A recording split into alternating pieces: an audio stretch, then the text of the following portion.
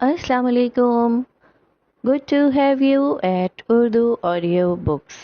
हाजिर खिदमत है मेहरुन्निसा शाहमीर का नावल बिस्मिल, एपिसोड 3।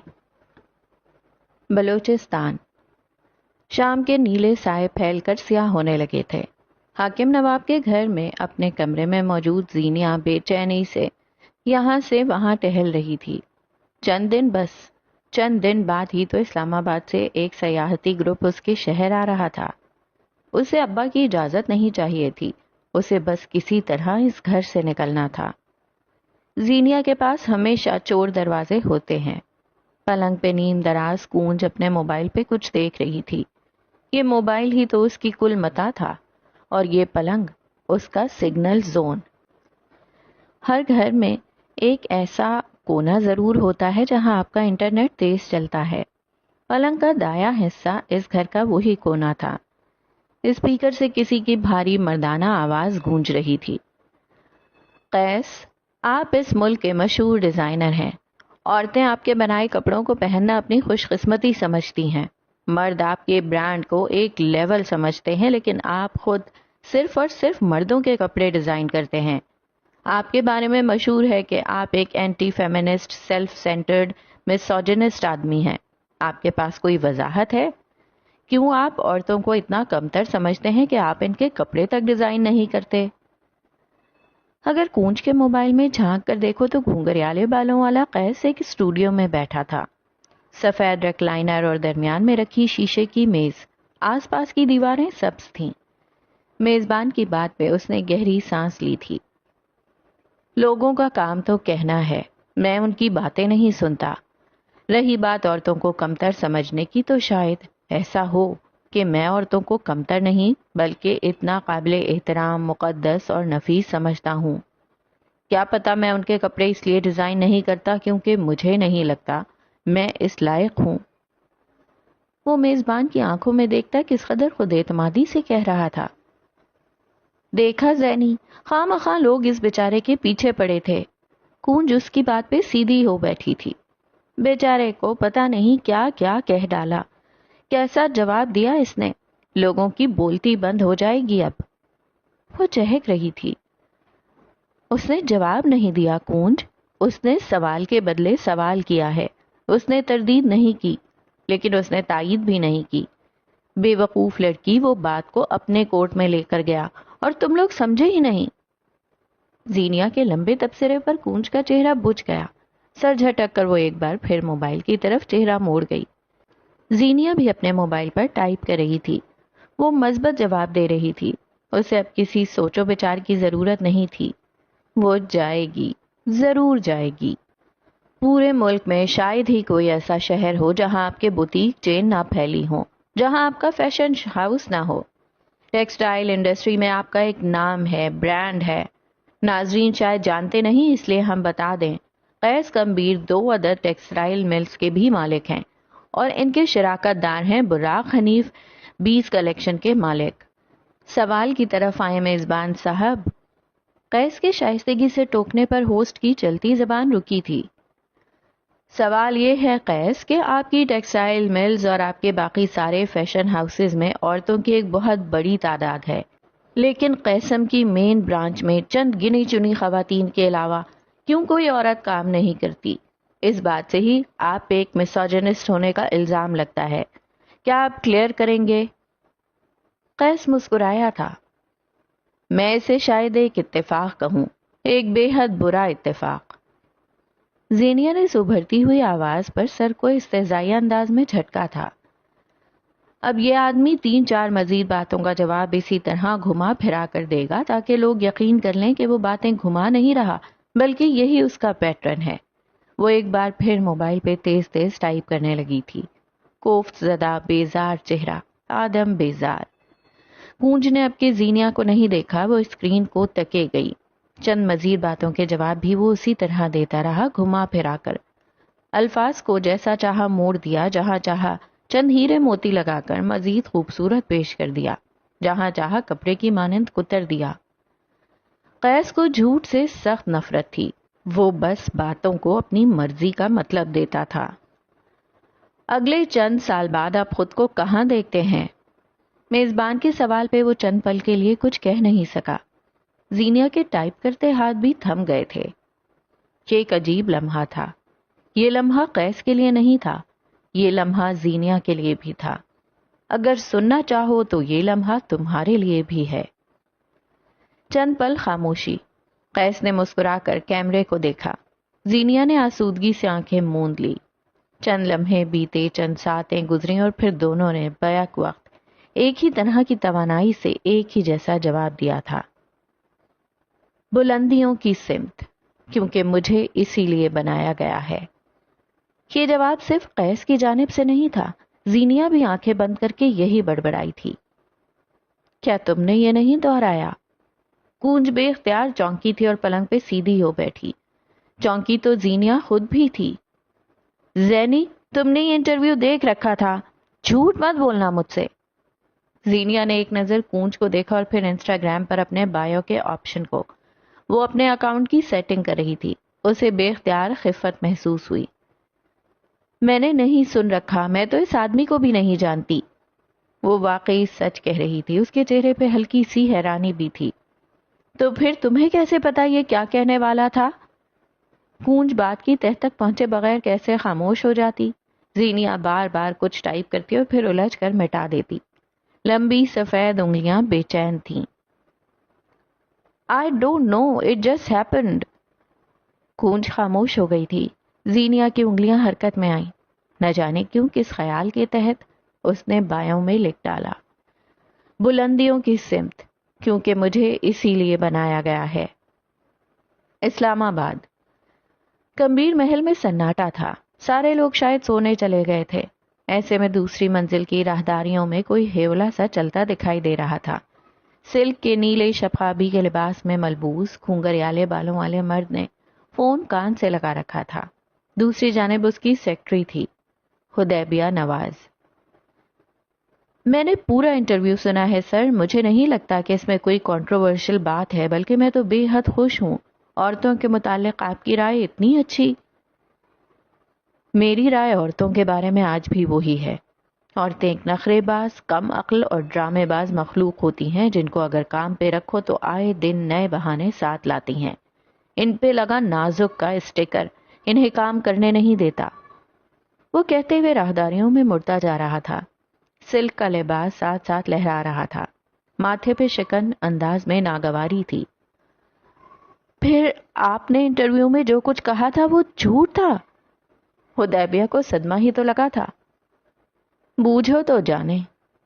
حدیبیہ نہیں جانتی تھی کہ قیس کبھی جھوٹ نہیں بولتا، وہ بس باتوں کو اپنی مرضی کے رنگ دیتا ہے۔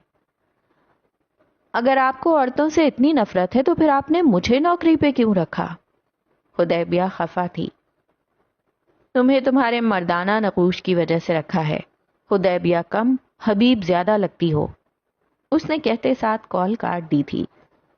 یقیناً حدیبیہ اب اگلے 4 روز ایک ایک کو پکڑ پکڑ کر اپنی خوبصورتی کے چرچے کروائے گی۔ راہداریوں میں گزرتے ہوئے قیس ایک جگہ رکا تھا۔ وہ مہدی کے کمرے کا دروازہ تھا۔ ایک گہری سانس فضا میں خارج کرتے ہوئے اس نے لکڑی کا بھاری دروازہ دھکیلا تھا۔ کمرہ اے سی کی ٹھنڈک سے یخ ہو رہا تھا۔ قیس نے بے اختیار جھرجھری لی تھی۔ نیلی روشنی میں اس نے پلنگ کی سم دیکھا۔ مہدی اوندھے منہ لیٹا تھا۔ قیس قدم قدم چلتا آگے آیا تھا۔ پلنگ کے قریب پہنچ کر اس نے سائیڈ میز پر رکھا اے سی کا ریموٹ اٹھایا، بٹن دبا کر ٹھنڈک کم کی۔ اب کہ اس نے پلنگ پہ پڑی دوائیاں دیکھیں، وہ ثابت تھیں۔ ان میں سے ایک گولی بھی نہیں کھائی گئی تھی۔ یک دم قیس نے اپنے ماتھے کو چھوا، پھر جھک کر نیلی روشنی میں نیلے پڑتے مہدی کے ماتھے پر ہاتھ رکھ کر دیکھا۔ اس کا ماتھا ٹھنڈا تھا، برف جیسا۔ قیس نے اسے سیدھا کر کے لٹایا، پھر گھٹنے کے بل اس کے قریب آ کر بیٹھا اور ایک بار پھر اس کا ماتھا چھو کر دیکھا، ساتھ گردن۔ وہ ٹھنڈا پڑ رہا تھا، برف جیسا ٹھنڈا۔ قیس نے اپنا کانپتا ہاتھ اس کے سینے کے مقام پر رکھا اور پھر وہ اپنا ہاتھ کھینچ نہیں سکا۔ اس کے دل کی دھڑکن ساکن تھی، خاموش، نل، کوئی شور نہیں، کوئی آواز نہیں۔ اس کا دل بند ہو چکا تھا، جسم ٹھنڈا پڑ چکا تھا، آنکھیں ایسے بند تھیں جیسے کوئی مردہ۔ قیس نے آہستگی سے اپنا ہاتھ پیچھے کیا، آنکھیں نیم مردہ ہو گئی تھیں۔ ایک پل کے لیے وہ سانس نہیں لے سکا۔ آہستگی سے پیچھے ہوتے ہوئے وہ بیک گراؤنڈ کے ساتھ لگ چکا تھا۔ آنکھیں اب بھی مہدی کے وجود پہ جمی تھیں۔ اس کے جسم میں کوئی جنبش نہیں ہوتی تھی۔ قیس نے دونوں ٹانگیں اوپر کر کے گھٹنے سینے سے لگا لیے۔ گھونگھریالے بال بکھر گئے تھے۔ مہدی مر گیا، بابا مہدی مر گیا، وہ آہستہ آہستہ دہرا رہا تھا۔ 32 سالہ مرد 3 سالہ بچے کے مانند دہرا رہا تھا، خوف سے، بے یقینی سے، بے بسی سے۔ مہدی مر گیا، تم مر نہیں سکتے مہدی، میں تمہیں مرنے نہیں دے سکتا۔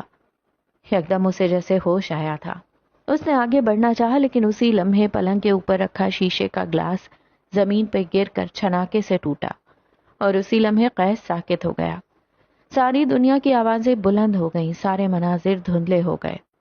آوازیں، ایسی ہی آوازیں اسے حال سے ماضی میں لے جایا کرتی تھیں، اور قیس کا ماضی بہت برا تھا۔ لاشیں، خون، چیخیں، پھیلتی دور تک جاتی آگ۔ اس کے ابا اماں، وہ مر رہے تھے۔ قیس انہیں بچانا چاہتا تھا، لیکن وہ ساکن تھا۔ اس کا وجود جمود کا شکار تھا۔ قیس نے اپنے خاندان کے ایک اور فرد کو کھو دیا تھا۔ بلوچستان، گوادر۔ سمندر کی نم ہواؤں نے سارے میں اپنی چھایا بچھا رکھی تھی۔ حاکم نواز کے گھر میں اس وقت زینیہ باورچی خانے میں کھڑی چائے بنا رہی تھی۔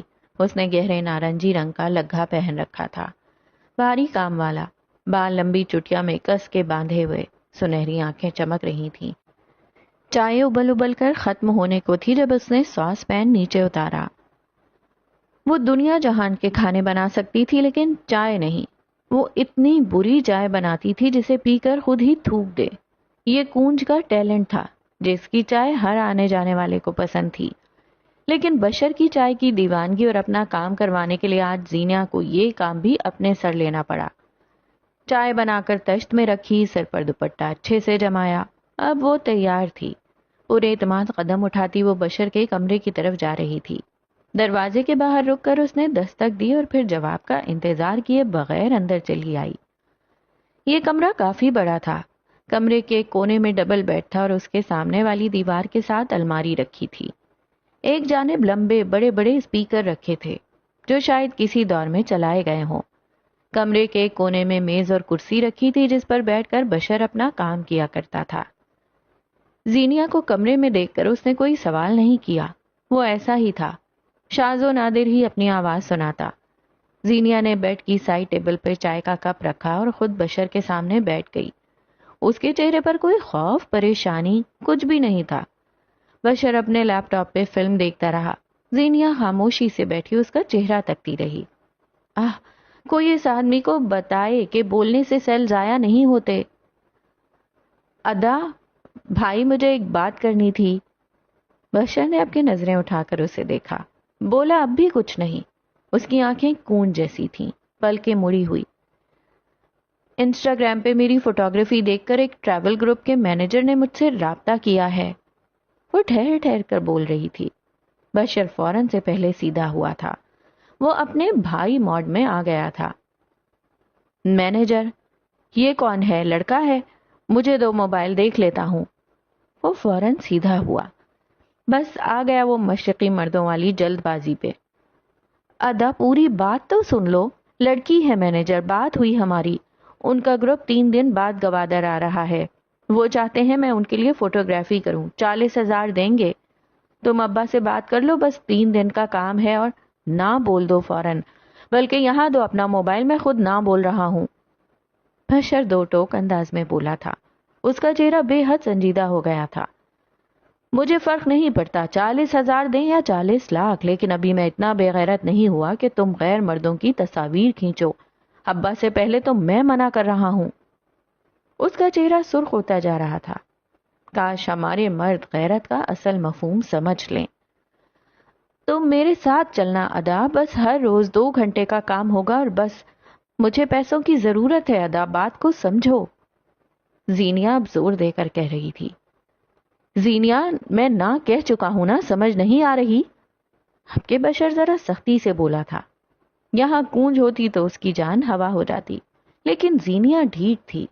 پتھر اپنی جگہ سے ہل سکتا تھا، لیکن وہ نہیں، سو ڈٹی رہی۔ غضب خدا کا، اب تم میرے سامنے غیر مردوں کی تصویریں کھینچو گی اور میں بغیرتوں کی طرح کھڑا رہوں گا. پتہ نہیں کیسے کیسے لوفر لڑکے آ رہے ہوں گے. اس نے ہاتھ جھلایا.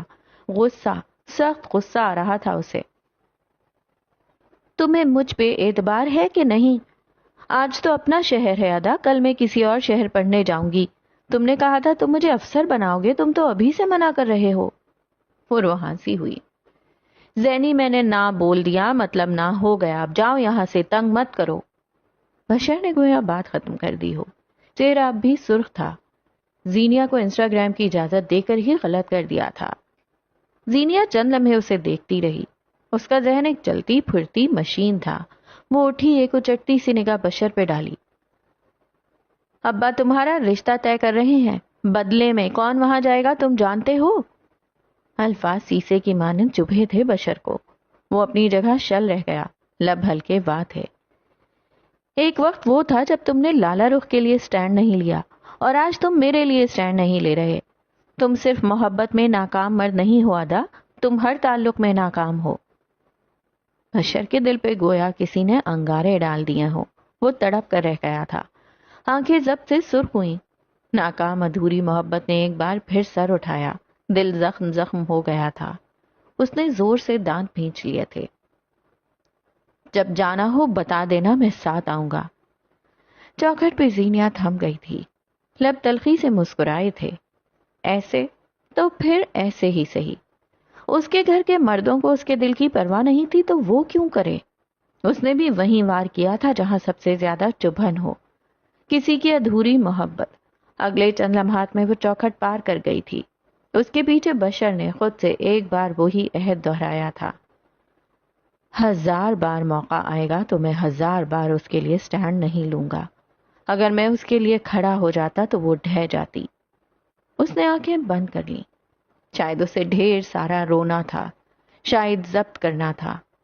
وہ کہاں کچھ بتاتا تھا. اسلام آباد. پلنگ کے تاج کے ساتھ جڑ کر بیٹھا قیس تہی دامن تھا. وہ اب تک متعجب تھا، اب تک ماضی میں تھا. آگ کے بھڑکتے گولے، لاشیں، خون، اس کا خاندان، سب آنکھوں کے سامنے گھوم گھوم رہا تھا. گھٹنے سینے سے لگائے بیٹھا وہ الگ دنیا میں تھا. اسی لمحے، اسی لمحے مہدی کے وجود میں جنبش ہوئی تھی. اس نے کسل مندی سے کروٹ بدلی تھی. قیس اب بھی اپنے حواسوں میں نہیں تھا. وہ حال میں نہیں تھا. ماضی، وہ ظالم ماضی کے گرداب میں چکر کاٹ رہا تھا. آگ، خون، لاشوں سے بھرا ماضی. مہدی نے ہلکی سی آنکھیں کھولی. اس نے قیس کو اپنے سامنے بیٹھے دیکھا. مندی مندی آنکھیں لیے وہ صورتحال سمجھنا چاہ رہا تھا. قیس اس وقت اس کے کمرے میں اس کے بیڈ پہ بیٹھا تھا. کیوں؟ اس کا دماغ اب بھی پوری طرح بیدار نہیں ہوا تھا. آگ، خون، لاشوں کے ماضی میں کبھی آگ سبقت لے جاتی، کبھی لاشوں کی تعداد.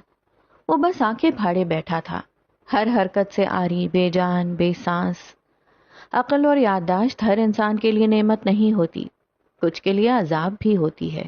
یقین نہ آئے تو قیس کو دیکھو، وہ جسے آج بھی اپنے خاندان کی موت ایک فلم کی مانند یاد تھی، 1000 دفعہ دیکھی ہوئی فلم کی مانند. قیس، تم ٹھیک ہو؟ کیا ہوا ہے قیس؟ مہدی اب کے اٹھ بیٹھا تھا. وہ قیس کا کاندھا ہلاتے ہوئے اس سے سوال کر رہا تھا. ماضی سچ تھا، آئینہ چھناکے سے ٹوٹا تھا. قیس نے بے اختیار جھرجھری لی تھی. اسے حال میں واپس لایا جا چکا تھا. اس کے چہرے پہ ڈھیر ساری وحشت تھی. وہ شاکڈ تھا. قیس، ادھر دیکھو، کیا ہوا ہے؟ بھائی مجھے بتاؤ، ادھر دیکھو. وہ پھٹی پھٹی آنکھوں سے مہدی کو دیکھ رہا تھا. اس کے چہرے پہ دہشت تھی. وہ ڈرا سہما ہوا تھا. تم مر گئے تھے، میں نے تمہیں دیکھا تھا، تم سانس نہیں لے رہے تھے. وہ بمشکل بول رہا تھا، یوں جیسے مہدی کو زندہ دیکھ کر بھی یقین نہ آیا ہو، یوں جیسے اسے سمجھنے میں دقت ہو رہی ہو. کئی بار ٹراما اسے بہت بری طرح ٹریگر کرتا تھا. مہدی اسے ترحم سے دیکھ رہا تھا. دل کا گلٹ مزید گہرا ہونے لگا. وہی تو تھا قیس کی اس حالت کا ذمہ دار. میں زندہ ہوں قیس، بالکل ٹھیک، تمہارے سامنے ہوں، ادھر دیکھو، مجھے دیکھو، ہاتھ لگا کر دیکھو مجھے. قیس پیچھے ہونے لگا، نفی میں سر ہلاتے ہوئے. میں نے محسوس کیا تھا، گرین وونڈ، تمہارا دل بند تھا، خاموش. اب کی مہدی نے گہری سانس بھری، ایک کوفت زدہ بیزار سانس۔ وہ معاملہ سمجھ گیا تھا۔ اس نے قیس کا ایک ہاتھ پکڑ کر اپنے دل کے مقام پر رکھا۔ کوئی شور نہیں، ساکن، خاموش، کوئی آواز نہیں۔ قیس نے اپنا ہاتھ کھینچا جسے مہدی نے ناکام بناتے ہوئے اب اس کا ہاتھ اپنے سینے پر دائیں جانب رکھا۔ دھڑکن زور و شور سے چل رہی تھی۔ دھک دھک کی آواز قیس کو اپنے دل پہ محسوس ہوئی اور اب کہ اس نے بھی کراہ کر آنکھیں میچ لی تھیں، کندھے ڈھیلے پڑ گئے تھے۔ ڈیکسٹو کارڈیا، مہدی نے زور دے کر یہ لفظ ادا کیا۔ ایک طبی حالت جس میں انسان کا دل اس کے سینے میں بائیں کی بجائے دائیں جانب ہوتا ہے۔ دنیا میں 1% سے بھی کم انسان ہوتے ہیں جن کا دل ان کے سینے میں بائیں کے بجائے دائیں جانب ہوتا ہے۔ قیس ٹکر ٹکر اس کا چہرہ دیکھتا رہا، البتہ اب وہ سنبھل چکا تھا۔ چند گہری سانسیں لے کر خود کو پرسکون کیا۔ مہدی نے پانی کی بوتل اسے تھمائی، وہ غٹاغٹ سارا پانی پی گیا۔ اندر کی آگ ذرا تھم سی گئی، جلتی روح کو قرار آنے لگا تھا۔ البتہ مہدی جانتا تھا اب اگلے کئی دن قیس غائب رہے گا، اگلے کئی دن وہ مہدی کے ساتھ اپنا رویہ مزید برا رکھے گا۔ چند پل بعد قیس وہاں سے جا چکا تھا، نیلی روشنیوں والا کمرہ اندھیرا کر کے۔ اپنے پلنگ پر سیدھے لیٹے مہدی کی آنکھوں سے نیند کوسوں دور تھی۔ اس کا شوخ کمرہ اس کی اداسی سے اداس تھا۔ چند پل یوں ہی لیٹے رہنے کے بعد اس نے اپنا موبائل اٹھا لیا تھا۔ فرار کا وقت آ چکا تھا۔ قیس گھر سے نہیں جا سکتا تھا، لیکن مہدی کے پاس فرار کے کئی راستے تھے۔ اگلے ہی لمحے اس کی انگلیاں اپنے مینیجر کو میسج لکھ رہی تھیں۔ فوراً بندوبست کرو، ہم 1 ہفتے بعد نہیں 3 دن بعد بلوچستان جا رہے ہیں۔ میسج لکھ کر اس نے موبائل سینے پہ ڈال دیا۔ کوفت ایک بار پھر سر چڑھ رہی تھی۔ زوں زوں کی آواز سے اس کا موبائل تھر تھرایا تھا۔ مہدی نے اب کے بیزاری سے موبائل اٹھایا۔ سفید روشنی چہرے پر پڑنے لگی۔ اسے کچھ انسٹاگرام اکاؤنٹس کے لنک بھیجے گئے تھے۔ وہ کسی صورت انہیں چیک نہ کرتا، لیکن بے کلی ایسی تھی کہ اس نے اپنی ٹیم کے اکاؤنٹ باری باری چیک کرنا شروع کیے۔ فوٹوگرافر کے لیے کسی اسکائز آرنٹ دا لمٹس کا اکاؤنٹ مینشن تھا۔ مہدی نہ چاہتے ہوئے بھی مسکرا دیا تھا۔ جو کوئی بھی تھا، اس نے اچھے خاصے کوٹ کو اپنے رنگ میں ڈھال لیا تھا۔ اس نے اکاؤنٹ کھولا۔ بایو میں چھوٹا سا زینیا حاکم لکھا تھا۔ نائس نیم۔ وہ سراہتے ہوئے اب اس کی فیڈ چیک کرنے لگا تھا۔ آسمان، پرندے، درخت، چھوٹے معصوم بچے، گرتا ہوا پانی، کڑتی ہوئی چائے، کتابیں، لائٹس، بلا شبہ اس نے ہر ایک چیز کی ایک بے مثال تصویر اتاری تھی۔ چند ایک منٹ میں وہ سارے کا سارا اکاؤنٹ اسکرول کر چکا تھا۔ چلو وقت ضائع نہیں ہوا۔ تصاویر ختم ہو گئیں تو اب اس نے موبائل ایک طرف رکھا اور سونے کے لیے لیٹ گیا۔ زینیا حاکم، نائس نیم۔ ایک بار پھر اعتراف کر کے اس نے آنکھیں بند کر لی تھیں۔ وہ سونا چاہتا تھا۔ اگلا دن قیسم کی شیشوں والی عمارت اپنی شان سے کھڑی تھی۔ بادلوں کا نیلا سایہ جب شیشوں پر پڑتا تو شیشے نیلے ہونے لگتے۔ پہلی منزل ویسی ہی تھی، پرشور، مصروف، بے صبر۔ البتہ دوسری منزل آج قدرے پرسکون تھی، گنگناتے مسرور امپلائیز۔ تیسری منزل پہ قیس کا آفس تھا۔ سرمئی اور نیلی دیواریں قیس کو کام کرتے ہوئے دیکھ رہی تھیں۔ اس کا آفس صاف اور کشادہ تھا۔ نیلی دیواریں جن پہ مختلف شاہکار مصوری ٹنگی تھی، ایک جانب کتابوں کا ریک۔ قیس کے دائیں طرف والی دیوار پہ گلاس وال تھا، یہاں سے سارا شہر نظر آتا تھا۔ یہ قیس کی پسندیدہ جگہ تھی۔ وہ سفید ڈریس شرٹ میں ملبوس تھا، کوٹ اسٹینڈ پہ لٹکا رکھا تھا، گھونگریالے بال ماتھے پہ گر رہے تھے۔ گندمی رنگت شیشوں سے آتی دھوپ کی وجہ سے دمک رہی تھی۔ اس کے ہاتھ میں پینسل تھی، سامنے ڈھیر سارے پنے جن پہ اس نے شاید کوئی خاکہ بنایا تھا، لیکن پسند نہیں آیا۔ ایسے ہی کچھ کاغذات زمین کی نظر ہوئے پڑے تھے۔ انتشار لفظ اس کی اس حالت کے لیے چھوٹا تھا۔ دفتر دروازے پہ دستک ہوئی۔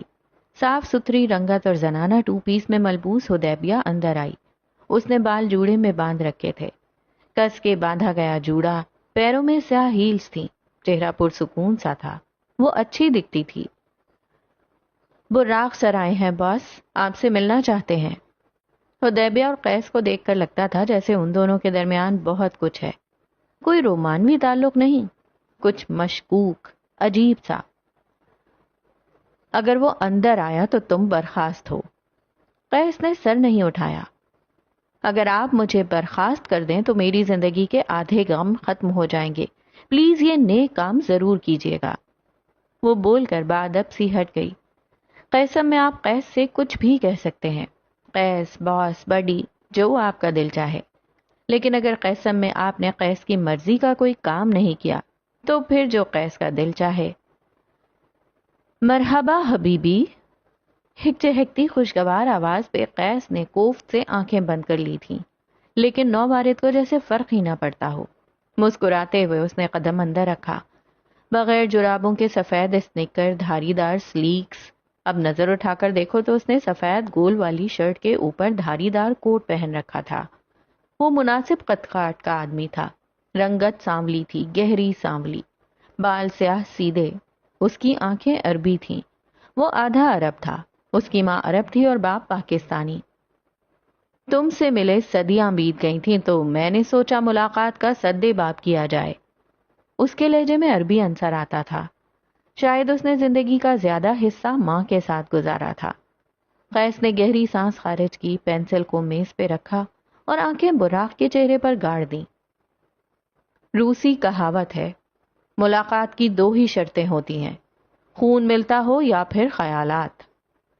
کیا پتا ہمارا خون ملتا ہو. براق جان بوجھ کر پراسرار ہوا. قیس مسکرا کر میز پہ آگے کو ہوا. میرے خاندان میں تمہیں پیدا کرنے جیسی غلطی کوئی کر نہیں سکتا، یقین ہے مجھے. براق نے اس کی بات کا برا نہیں منایا. وہ میز کے پار دوسری کرسی پر آ کر بیٹھا، چہرہ ہتھیلی پہ گرایا. اگر تم مجھ سے ایسی دل دکھانے والی باتیں کرو گے تو میرا دل زخمی ہو جائے گا اور پھر میری 10 گرل فرینڈز مل کر میری چارہ جوئی نہیں کر سکیں گی. وہ آدھا عرب آدھا پاکستانی تھا، لیکن لڑکیوں کے معاملے میں وہ پورا انگریز تھا. چند دن قبل تو تمہاری 11 گرل فرینڈز تھیں. قیس کاغذ سمیٹتے ہوئے بولا تھا. براق نے کندھے جھٹکے. ایک سے بریک ہو گیا. اس نے میرے بلوور ہیش ٹیگ کو جوائن نہیں کیا.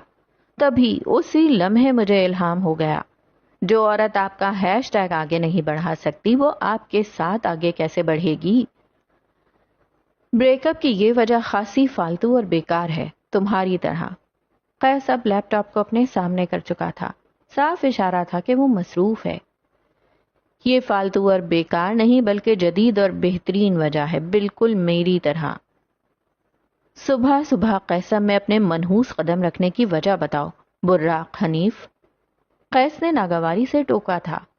لیپ ٹاپ کی اسکرین پہ چند تصاویر ابھر رہی تھیں. مہدی کے یونان کی سیاحت کی تصاویر. جانے وہ کیا ڈھونڈ رہا تھا. چند دن قبل تم نے مجھ سے ایک فیور لی تھی. یقیناً تمہارا جوڑ میرے احسان میں ڈوبا ہوگا. کندھے اس بوجھ سے تھک رہے ہوں گے، سو اب میں تمہارے کندھوں سے بوجھ کم کرنے آیا ہوں. کتنا خیال ہے نا مجھے لوگوں کا. اس کا بس نہیں چلتا تھا کہ اپنی تعریف کرتے کرتے یہیں دم توڑ دے. کام بولو. قیس تصاویر کو دیکھتے ہوئے بول رہا تھا. مہدی کے آس پاس بس اس کے دوست تھے، اس کی ٹیم تھی اور چند سیاح. کہیں بھی کچھ بھی قابل غور نہیں لگ رہا تھا. تمہاری ملازم ماریا ظفر، وہ بی کیو پروجیکٹ میں ہمارے ساتھ کام کرے گی. بی کیو پروجیکٹ قیس اور براق کے درمیان طے پایا تھا، جس میں قیسم اور 20 کلیکشن کے ڈیزائنرز مل کر کام کرنے والے تھے. یہ اگلے سال عید الفطر کا تحفہ تھا. قیس کی انگلیاں لیپ ٹاپ پہ تھم گئی تھیں. اس نے چہرہ اٹھا کر براق کو دیکھا جو اپنی بڑی بڑی آنکھوں سے اسے ہی دیکھ رہا تھا. ماریا تو تمہاری اس 11ویں گرل فرینڈ کی کزن ہے نا؟ یعنی تمہاری اس گرل فرینڈ کو تم نے نہیں بلکہ اس نے تمہیں چھوڑا ہے اور اب تم ٹاکسک ایکس بنتے ہوئے اس سے بدلہ لینا چاہتے ہو. قیس اس کا پلان ڈی کوڈ کر رہا تھا اور براق کو ذرہ برابر حیرت نہیں ہوئی تھی. تم ماریا کے ساتھ تعلقات بڑھاؤ گے، اسے جاب آفر کرو گے، مراعات دو گے، صرف اور صرف اس لیے کہ تمہاری ایکس اسے دیکھ دیکھ کر کڑتی رہے. براق لعنت ہو تم پہ. براق نے سر کو خم دیا تھا، گویا لعنت وصول کی ہو. جتنی تیزی سے تمہارا دماغ چلتا ہے میرا دل چاہتا ہے کمبیر محل میں گھس کر رات کے سناٹے میں تمہارا دماغ چرا لوں. قیس نے استہزائیہ نظروں سے اسے دیکھا. افسوس کہ تم ایسا نہیں کر سکتے.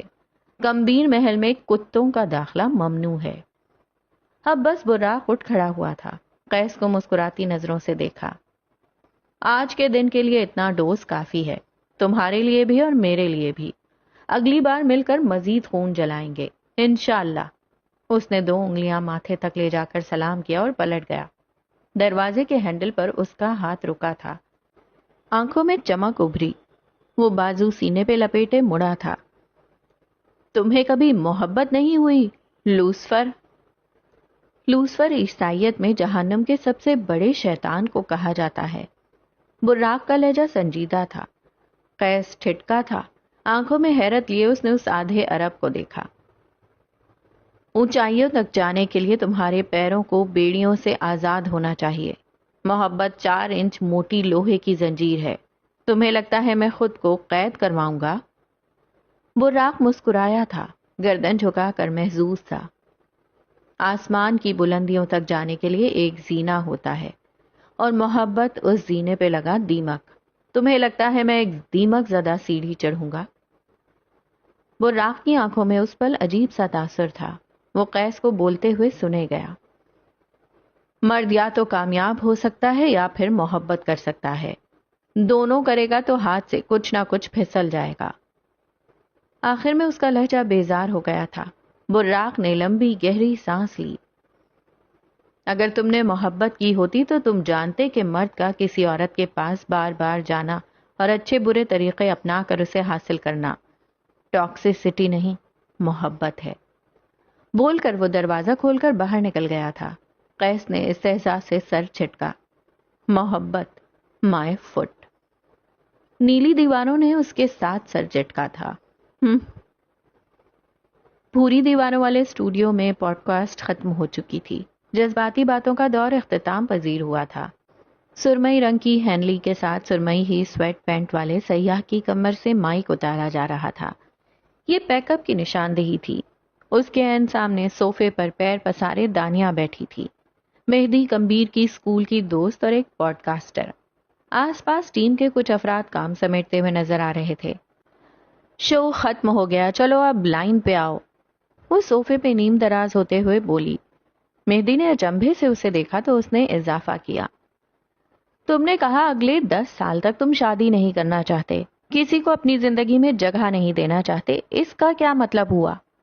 دانیہ اسے غور سے دیکھ رہی تھی۔ میں بتا چکا ہوں، فی الحال اپنی بکٹ لسٹ دیکھنی ہے، پھر اس بارے میں بھی سوچ لیں گے۔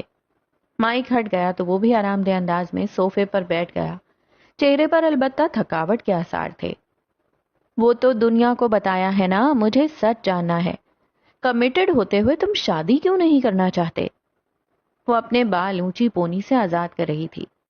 مہدی ہلکا سا مسکرایا۔ مجھے ذمہ داریاں پسند نہیں۔ تم سوچو، صرف ایک لڑکی ہر وقت میرے ساتھ میرے کمرے میں ہوگی، وارڈروب میں اس کا حصہ ہوگا، اس کے لیے پلان کینسل کرنے پڑیں گے، اس کی پسند سے کھانا کھانا ہوگا، وہ ناراض ہو تو منانے کے لیے جتن کرنے پڑیں گے، اور کسی کے نخرے بھی برداشت کرنے ہوں گے۔ مجھے نہیں لگتا میں یہ کر سکتا ہوں، لیکن مجھے لگتا ہے تم یہ کر سکتے ہو۔ وہ بضد ہوئی۔ تمہارے خوابوں میں، وہ اسی کے انداز میں بولا۔ اوہ پلیز، وہ جھلائی۔ تم یہ سب نہیں کرنا چاہتے کیونکہ تم ڈرتے ہو کہ اچھے سے کر سکو گے یا نہیں۔ خود تو دنیا اور مسائل سے بھاگتے رہتے ہو، اس کی صورت ایک بیک پیک کا اضافہ ہو جائے گا۔ لیکن ایک بات یاد رکھو، ہر لڑکی ایک جیسی نہیں ہوتی، کچھ لڑکیاں بوجھ بانٹ لیتی ہیں۔ کیا پتا وہ تمہیں اسپیس دے، جو حصہ تم اس پہ کھولنا نہیں چاہتے وہ اس کے متعلق بات ہی نہ کرے۔ مہدی کمبیر نے جھرجھری لی۔ جس سے میں کمیٹڈ ہوں کم از کم وہ ایسی نہیں ہوگی، اس لیے مجھے شادی کرنی ہی نہیں ہے۔ ایک لڑکی کو دیکھ دیکھ کر بور ہو جاؤں گا۔ پھر بچے پیدا کر لینا، نئے چہروں کا اضافہ، انہیں دیکھ کر اچھا لگتا رہے گا۔ بچے اور میں، صاف صاف کہو اپنے پیر میں بیڑی باندھ لوں اور ان نئے چہروں کو دیکھ کر مجھے اچھا لگے گا؟ یہ تو ناممکنات میں سے ہے۔ میرا گھر دنیا ہے، لوگ نہیں۔ پھر تم صحیح انسان سے نہیں ملے۔ بے لاگ تبصرہ۔ کسی دن صحیح عورت سے مل گئے نا، پھر پتا چلے گا ذمہ داری سے پیار کیسا ہے، ایک عورت کو ساری زندگی دیکھنا کیسا ہے اور اپنی اولاد کو دیکھ کر خوش ہونا کیسا ہے۔ دانیہ دیکھ نہیں سکی مگر مہدی کی رنگت واضح طور پر تاریک پڑی تھی۔ وہ جبرن مسکراتا رہا۔ مجھے شادی نہیں کرنی کیونکہ مجھے خوف آتا ہے۔ بچے تو بالکل نہیں، کیونکہ مجھے نہیں لگتا میں انہیں زمانے کے سرد گرم سے بچا سکتا ہوں۔ ذمہ داریاں، ہرگز نہیں، کیونکہ میں بس فرار چاہتا ہوں۔ ایک گھر اور ایک نارمل فیملی، نیور، کیونکہ میں نارمل نہیں ہوں۔ اور اب پوڈ کاسٹ ختم ہوا، وہ کہتے ہوئے اٹھا۔ دانیہ بھی اپنی جگہ سے کھڑی ہوئی تھی۔ الوداعی کلمات کے بعد وہ باہر نکل آیا۔ سفید رنگ کی لمبی گاڑی میں پچھلی نشست پر بیٹھے ہوئے اس کا دم گھٹ رہا تھا۔ وہ جن سوالوں پہ ہی مرنے والا ہوا تھا اگر وہ حقیقت بن گئے تو؟ بلوچستان، یہ ایک سرکاری کالج کا منظر تھا۔ آدھی چھٹی کا وقت تھا۔ میدان میں بچھی گھاس پہ لڑکیاں ٹولیاں بنائے بیٹھی تھیں۔ کوئی کتاب میں سر دیے ہوئے تھی، کوئی محفل لگا رہی تھی، کوئی ہاتھ میں کھانے پینے کا سامان لیے بیٹھی تھی۔ ایک ایسی ہی ٹولی میں کونج بھی بیٹھی تھی، ہاتھ میں چپس کا پیکٹ تھامے اور ایک ہاتھ میں اپنا پریکٹیکل لیے۔ اس کے ساتھ 3 لڑکیاں بیٹھی تھیں، اس کی بچپن کی دوستیں۔ کونج، اپنے نام کی پکار پر اس نے سر اٹھا کر دیکھا۔ فریحہ اور فرحین اس کے سامنے کھڑی تھیں۔ یہ دونوں آپس میں کزنز تھیں، کالج کی سب سے امیر اور ماڈرن لڑکیاں۔ انہوں نے کونج کو پکارا۔ اوہ خدایا، انہوں نے کونج کو پکارا۔ اس کا دل حلق میں آ گیا تھا جب فریحہ نے اسے ایک بار پھر پکارا۔ کونج، کیا تم آج ہمارے ساتھ وقت گزارو گی؟ اصل میں ہم اس ماحول کے عادی نہیں ہیں، اگر تمہیں برا نہ لگے پلیز۔ وہ شستہ انگریزی میں بات کر رہی تھی۔ بلوچستان کا تعلیمی معیار اتنا اونچا نہیں کہ بچوں کو فر انگریزی بولنی آتی ہو، لیکن نجی سکولز کے بچے یا پھر اکیڈمی جا کر انگریزی کی کلاسز لینے والے بچے بہت اچھی انگریزی بول لیتے ہیں، وہ بھی بے حد روانی سے۔ کونج نے ایک نظر اپنی دوستوں کو دیکھا۔ انہوں نے کسی قسم کا رد عمل نہیں دیا۔ ظاہر ہے وہ اتنی گری پڑی نہیں تھیں کہ اسے روکتیں۔ اپنی دوستوں کے درمیان سے یوں اٹھ کر جانا اسے برا لگا تھا، لیکن وہ ایک سادہ نہ نہیں کہہ سکی تھی۔ وہ کہہ ہی نہیں سکتی تھی۔ کم از کم یہ کہنے کے لیے اسے نئی زندگی چاہیے تھی۔ دھڑکتے دل کو بمشکل سنبھالتے اس نے اپنے سامنے کھڑی لڑکیوں کو دیکھا۔ ہاں ٹھیک ہے، میں تمہارے ساتھ چل سکتی ہوں۔ وہ بھی انگریزی میں بولتی ہوئی اٹھی تھی۔ وہ زینیہ حاکم سے ٹیوشن لیتی تھی، اس لڑکی سے جسے آئے دن نت نئی زبانیں سیکھنے کا شوق تھا۔ بھلا اسے انگریزی بولنے میں کیا دقت ہوگی؟ فریحہ اور فرحین اسے کینٹین لے آئی تھیں، پلاسٹک کی کرسیاں اور بینچ رکھ کر بیٹھی ہوئی لڑکیاں، اور بھاگ بھاگ کر چاٹ سموسے لاتا عدیل بھائی۔ وہ کالج میں ہی چاٹ اور سموسے بناتا تھا، 30-35 برس کا مسیح نوجوان۔ ایسی ہی ایک میز اور کرسیوں پر وہ تینوں بھی آ کر بیٹھی تھی۔ کونج کو بے اختیار اپنا آپ چھوٹا لگنے لگا تھا۔ فریحہ جب ہاتھ ہلا ہلا کر بات کرتی تھی تو اس کے سفید ہاتھ، خوبصورت ہاتھ دیکھ کر کونج کا جی چاہتا کہ اپنے ہاتھوں کو کہیں چھپا دے۔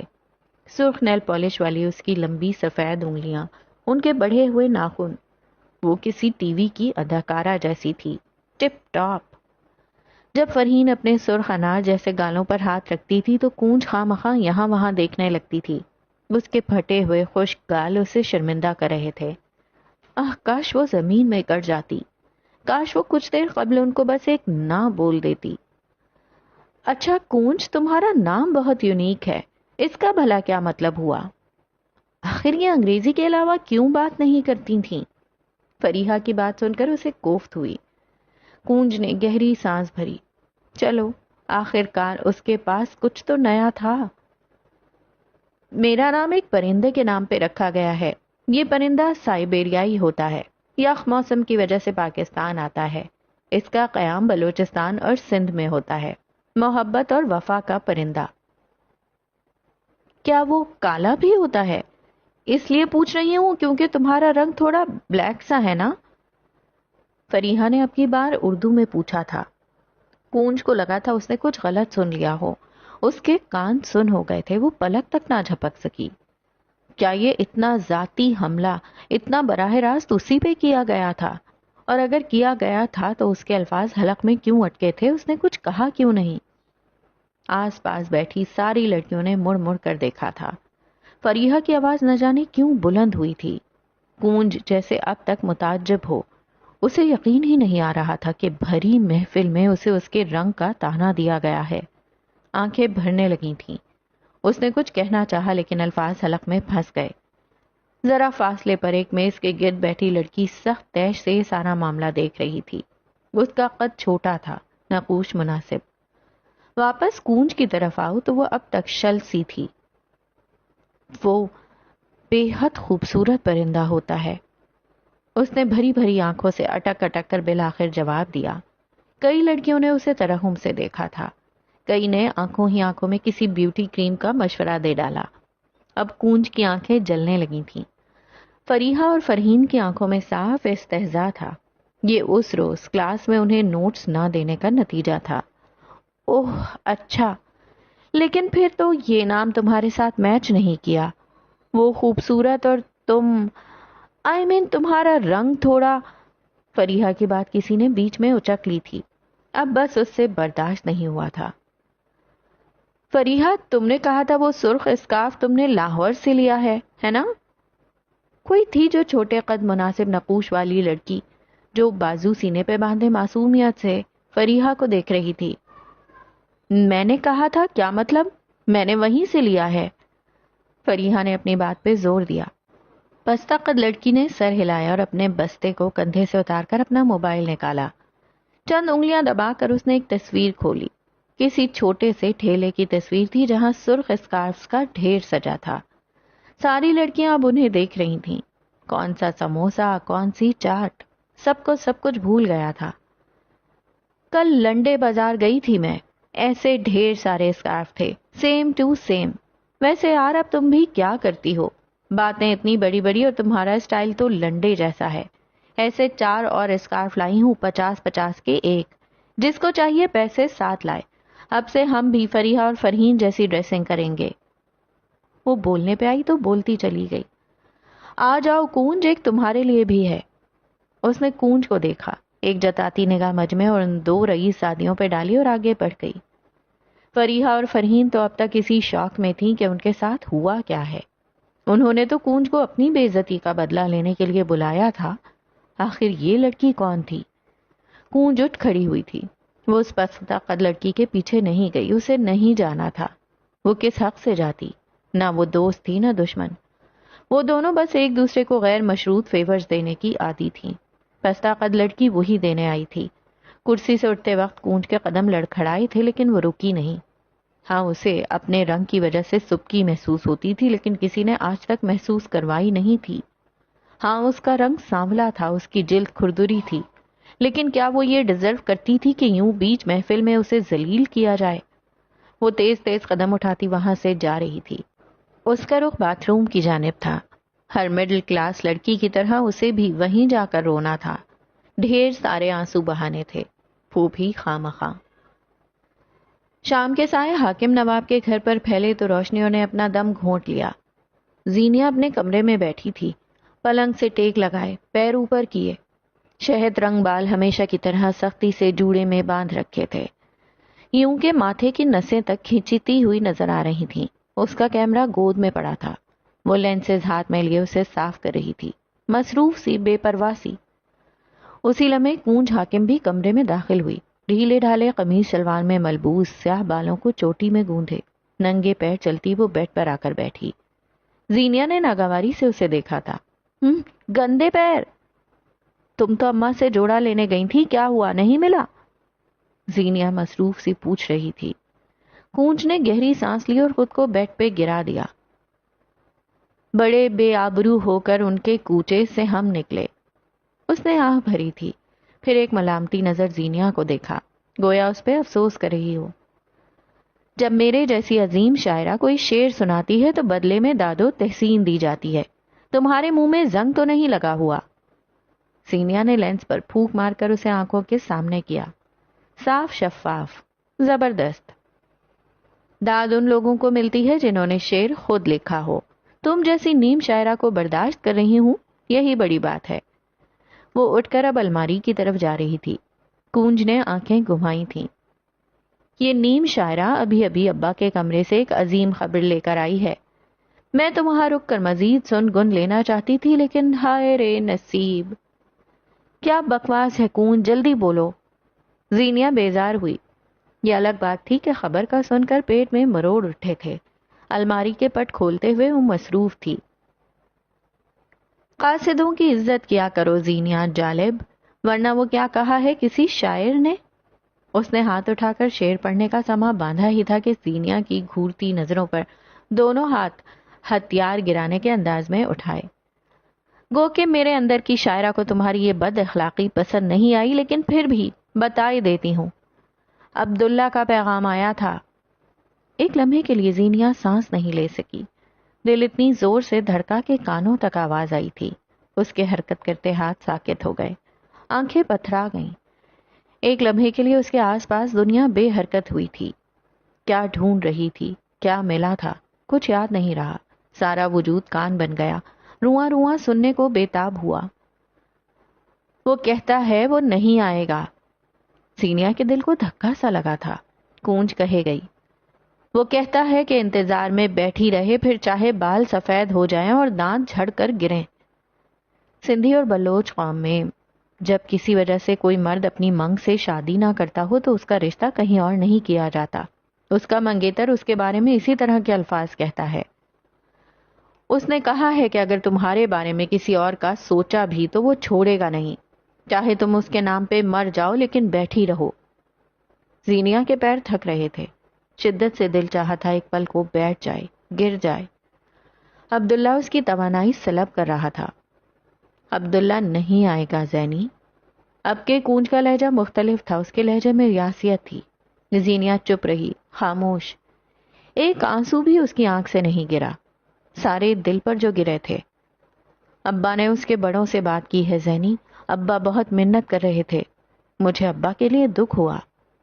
وہ اپنی رو میں کہے جا رہی تھی، جبکہ ابا کے نام پہ زینیا کو لگا تھا جیسے کسی نے اس کے جسم میں برچھی کھسیڑ دی ہو۔ بس کوئی اس کے ابا کو کچھ نہ کہے۔ عبداللہ نے کیا کہا؟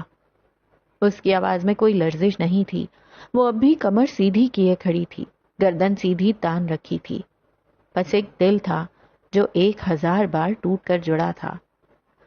اس نے کیا کہنا ہے؟ بس یہی کہا جو ابھی بتایا، اور تو کوئی بات نہیں کی۔ ابا رو رہے تھے زینی، مجھے ابا کے لیے دکھ ہوا ہے۔ اس کی سوئی ایک ہی جگہ اٹکی تھی، اور یہاں زینیا حاکم کو لگا تھا جیسے اس کا دل سینے میں ہی پھٹ گیا ہو۔ ابا روئے تھے، اس کے ابا روئے تھے۔ اب تم خود کو تیار کر لو زینی، ابا تمہارا رشتہ بالاد سے کر دیں گے، عبداللہ اب نہیں آئے گا، اس کا انتظار بیکار ہے۔ زینیا چند لمحے سرخ ہوتی آنکھوں سے اسے دیکھتی رہی۔ جی میں تو آیا تھا کہ اپنی ہی بہن کا منہ نوچ لے، لیکن وہ بس چبا چبا کر چند لفظ ہی کہہ سکی تھی۔ اس کی آواز میں غراہٹ تھی، کاٹ تھی۔ عبداللہ آئے گا اور ضرور آئے گا۔ اسلام آباد۔ میں جاؤں گا اور ضرور جاؤں گا۔ مہدی کی آواز پہ کمبیر محل کے ڈائننگ ہال میں خاموشی چھا گئی تھی۔ سربراہی کرسی پہ بیٹھا قیس اور اس کے دائیں طرف بیٹھے اس کے دونوں چچا خاموش ہو بیٹھے تھے۔ شاہاں طرز کے ڈائننگ ہال میں 2 ہی رنگ استعمال ہوئے تھے، سفید، سنہری۔ رنگوں کا یہ امتزاج ایک شاہی تاثر دیتا تھا۔ کرسیاں سفید تھیں تو ان پہ ہوا کام سنہری، برتن سفید تھے تو ان پہ بنے نقش کار سنہری۔ چھت سے لٹکتا جھومر کورا سفید تھا اور اس سے لٹکتے کرسٹل بال سنہری، جن پہ سفید روشنی بھی پڑتی تو وہ اپنا رنگ نہیں بدلتے تھے، اور اس وقت ان کا سنہری رنگ مہدی کے چہرے پہ پڑ رہا تھا۔ آخر گوادر ہی کیوں؟ رکھا کیا ہے وہاں؟ ایسے بھی کوئی سیاحتی مقام نہیں ہے وہاں؟ اختیار کے لہجے میں ناپسندیدگی تھی۔ انیسا خاموشی سے اپنی پلیٹ میں چمچ ہلا رہی تھی۔ بات سیاحتی مقامات کی نہیں ہے، بس شوق ہے میرا، میں وہاں کا سمندر دیکھنا چاہتا ہوں۔ یا پھر تم انتقام لینے جا رہے ہو؟ قیس کی ٹھنڈی آواز پہ مہدی کا دل سن ہو گیا تھا، ایسے جیسے چوری پکڑی گئی ہو۔ پلیٹ میں چلتا کانٹا چمچ تیزی سے چلنے لگا۔ اس سے بڑا انتقام اور کیا ہو سکتا ہے کہ ساری زندگی انسان گلٹ میں رہے کہ اس نے ایک ایسے شخص کا دل دکھایا جو اسے کنفرنٹ بھی نہیں کرنا چاہتا۔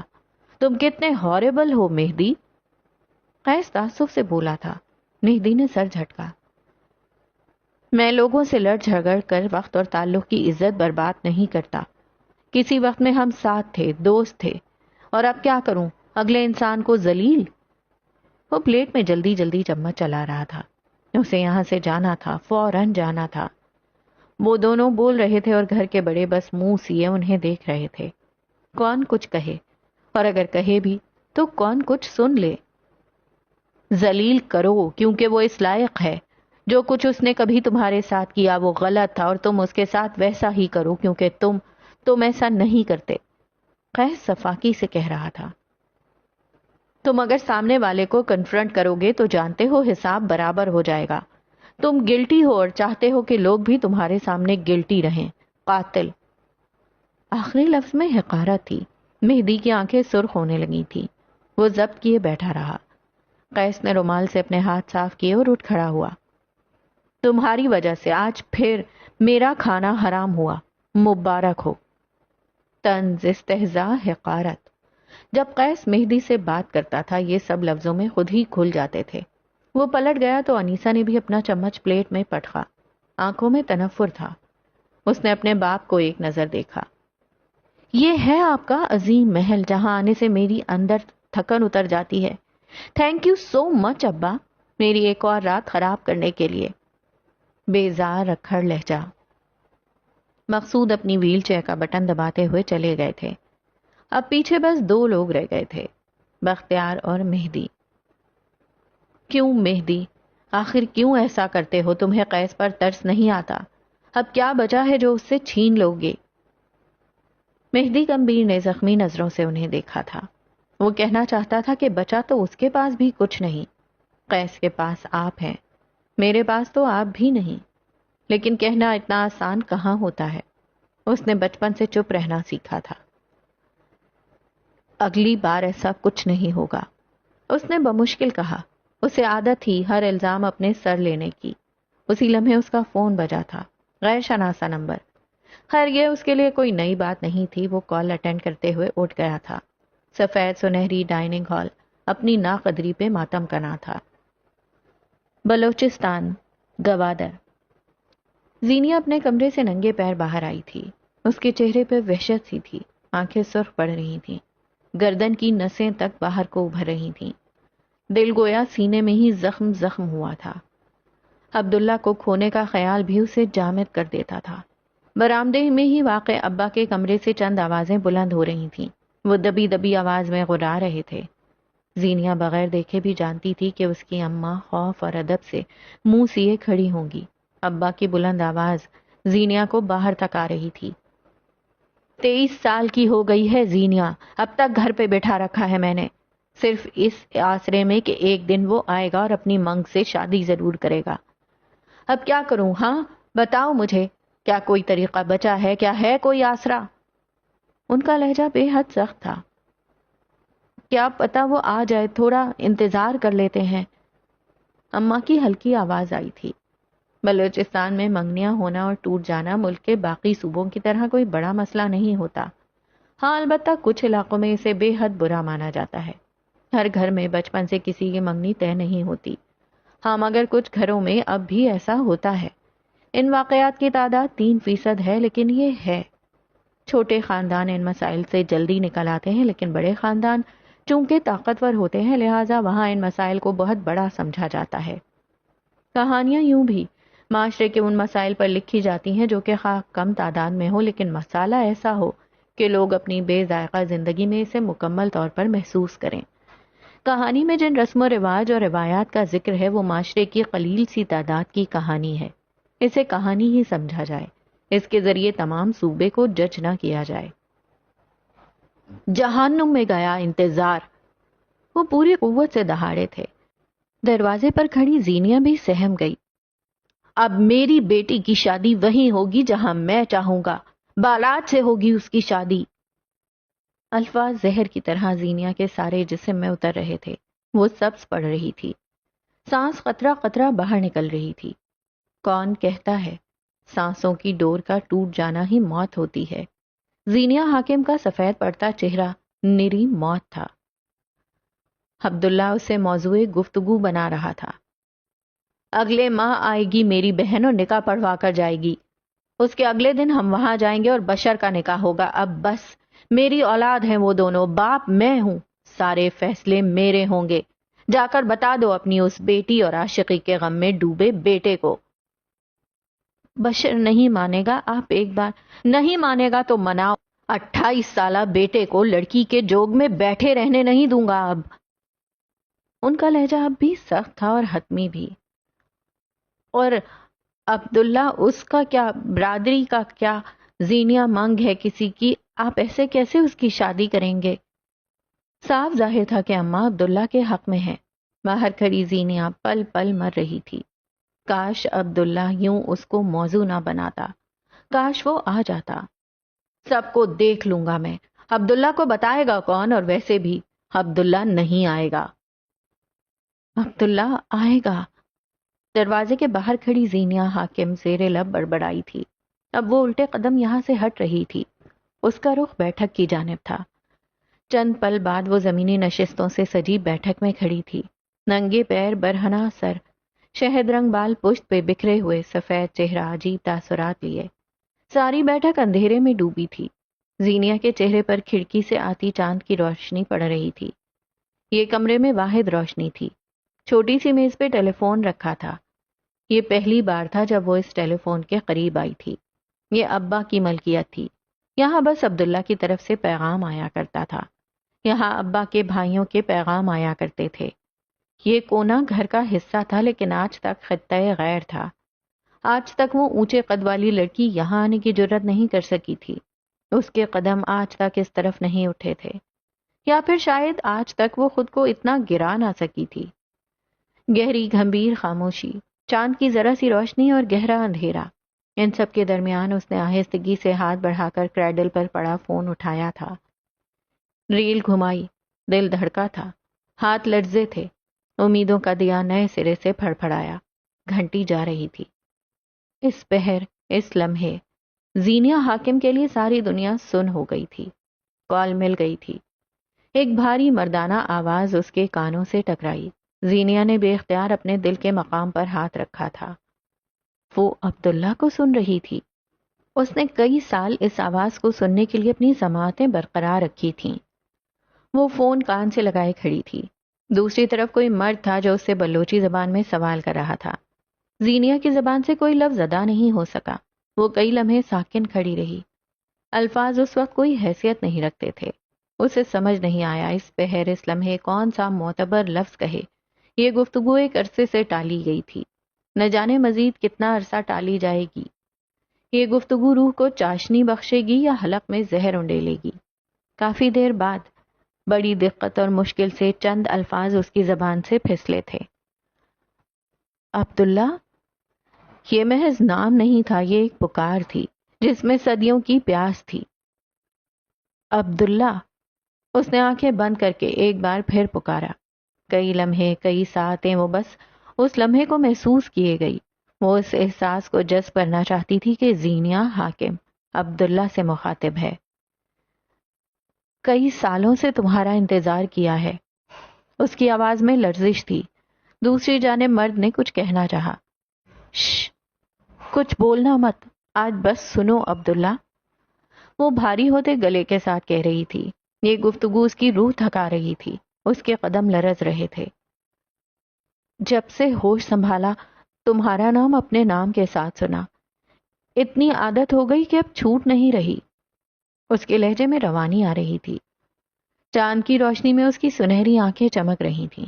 وہ فون ہاتھ میں پکڑے کھڑی تھی. دوسری جانب خاموشی تھی.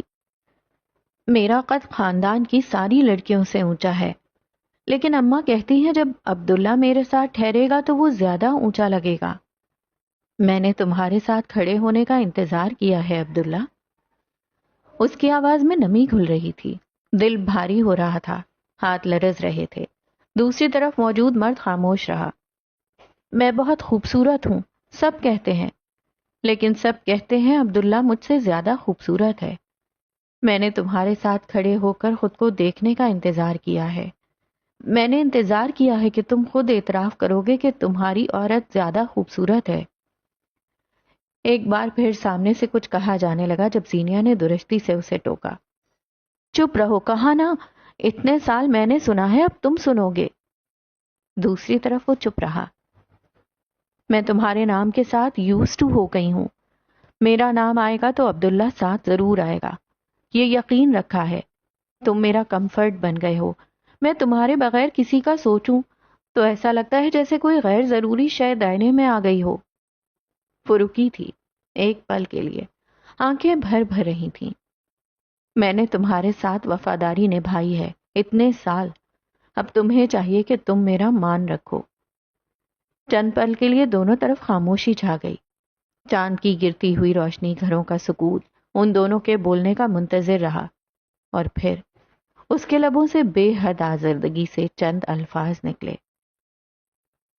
آ جاؤ عبداللہ۔ اس نے گویا اپنی انا پہ پیر رکھ کر کہا تھا، مجھے تمہارا انتظار ہے۔ اب کی بار دوسری طرف بھی خاموشی چھا گئی تھی۔ چاند کی روشنی میں نہائی کھڑی لڑکی اس کے بولنے کی منتظر رہی۔ تمہاری آواز بہت خوبصورت ہے، وہ بڑے مزے سے بولا تھا۔ زینیا خاموش رہی۔ تم کون ہو؟ مرد نے سوال کیا تھا۔ جسے تم اپنے نام پر بٹھا کر گئے ہو اور جس نے تمہارے نام کے ساتھ وفاداری کی ہے۔ اس کا لہجہ، اس کا اعتماد، وہ کسی بھی مرد کو اپنا بسمل کر سکتی تھی۔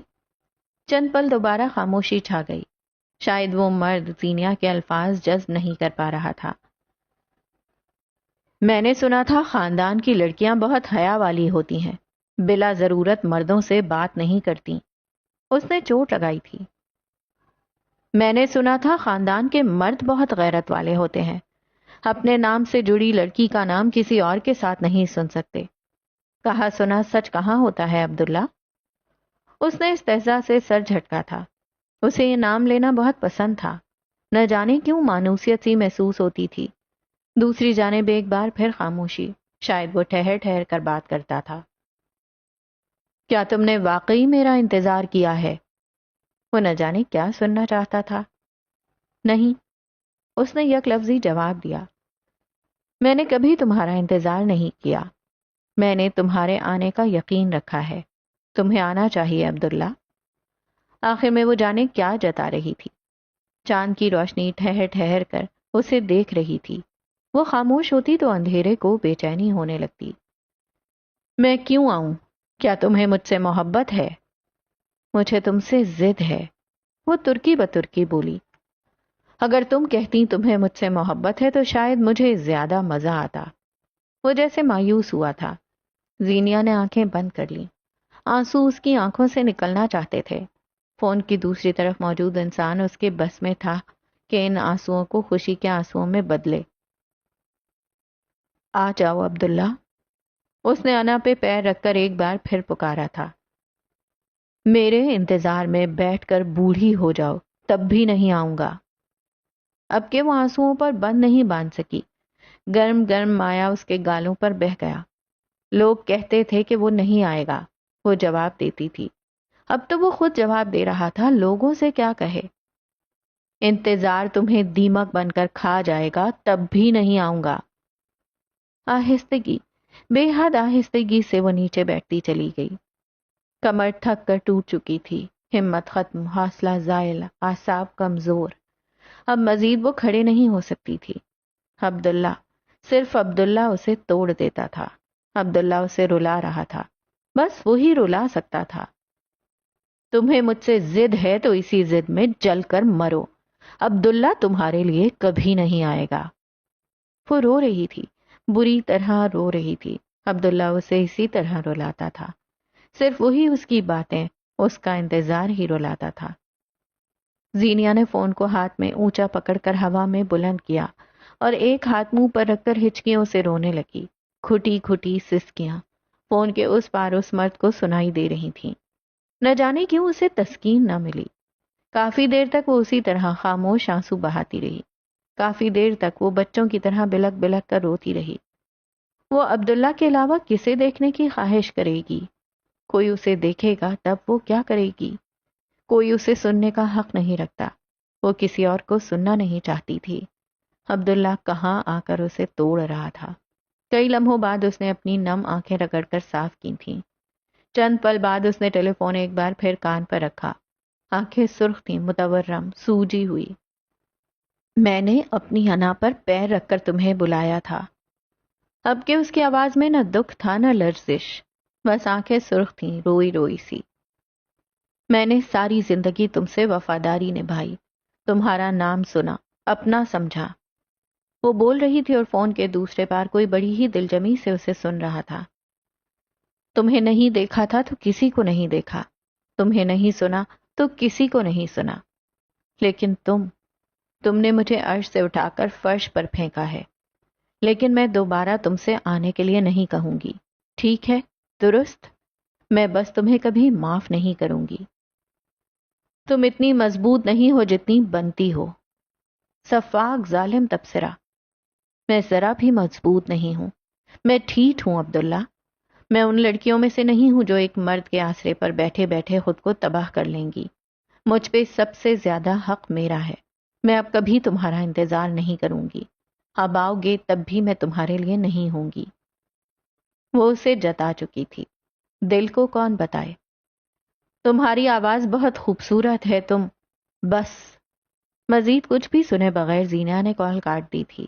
دل یکدم خالی ہو گیا تھا، روح پہ گہرے زخم لگے تھے، اس کی ساری دنیا کھنکتا برتن بن گئی تھی۔ عبداللہ نہیں آئے گا، اس نے خود سے دہرایا اور اٹھ کھڑی ہوئی۔ آنکھیں سرخ تھیں، جسم نقاہت زدہ، دل ٹوٹ کر کرچی کرچی ہوا تھا، لیکن وہ اب نارمل تھی، اسے نارمل رہنا تھا۔ اسے کمرے میں جا کر اپنی بہن کا سامنا جو کرنا تھا، اپنا زوم وہ توڑ نہیں سکتی تھی۔ عبداللہ اب نہیں آئے گا، وہ خود سے دہراتی ہوئی باہر جا رہی تھی۔ اجلی چاندنی، خالی بیٹھک، یاسیت سے اسے جاتے دیکھتی رہی۔ کاش وہ اتنی ہی مضبوط ہوتی جتنی نظر آتی تھی۔ اپنے کمرے کی طرف جاتے ہوئے اس کا ٹوٹا دل، نم آنکھیں اور لرزتا لہجہ بس ایک ہی سطر دہرا رہے تھے، عبداللہ نہیں آئے گا۔ تو جناب یہ تھا اختتام ایپیسوڈ نمبر 3 بسمل کا، اور مہرالنساء شامل نے بہت اچھا ناول لکھا ہے۔ آپ میں سے بہت سارے لوگوں نے اسے پڑھا ہے، لیکن یقین کریں میں نے اس ناول کو ابھی تک نہیں پڑھا ہے۔ یہ میرا فرسٹ ٹائم ہے کہ میں اسے پڑھ رہی ہوں، اور پڑھتے ہوئے مجھے مزہ آ رہا ہے، کیونکہ یہ ناول ایک سسپینس کریٹ کر رہا ہے۔ اور دوسری بات یہ کہ بلوچستان کے بارے میں بہت کم ناول لکھے جاتے ہیں۔ میں نے ایک پہلے ناول پڑھا ہے، میں ایک جگنو میمونہ صدف کا، وہ بھی بلوچستان کے بارے میں تھا، جس میں لڑکی بلوچستان سے تھی، اور یہاں پہ بھی یہ فیملی بلوچستان سے تعلق رکھتی ہے۔ تو یقین کریں مجھے بڑا مزہ آ رہا ہے یہ ناول پڑھ کے، کیونکہ یہ اس طرح کے ناول جس میں بلوچستان کا کلچر دکھایا گیا ہو ذرا کم ہوتے ہیں، اور ہم کم ہی جانتے ہیں۔ لیکن ساتھ ساتھ ایک اور بہت زبردست بات جو میں نے نوٹ کی کہ مہرالنساء شامیر نے ان روایات کو مینشن بھی کیا ہے، اور ساتھ بتایا بھی ہے کہ یہ پورے بلوچستان کا کلچر نہیں ہے، ساتھ اس کو جج نہ کیا جائے، ان روایات کو بلوچستان کے ساتھ ٹیگ نہ کر دیا جائے۔ تو یہ مجھے ایک بہت اچھی بات لگی، کیونکہ سم ٹائم کچھ چیزیں جو ہے نا وہ پہچان بن جاتی ہیں کسی جگہ کی، کبھی اچھی پہچان بنتی ہیں، کبھی بری پہچان بنتی ہیں، لیکن ہمیں تمام چیزوں کو ٹیگ کر کے ججمنٹل نہیں ہونا چاہیے۔ تو بہرحال یہ ڈیفینڈ بلوچستان کا مہرالنساء شامیر کی طرف سے اچھا لگا۔ اللہ حافظ۔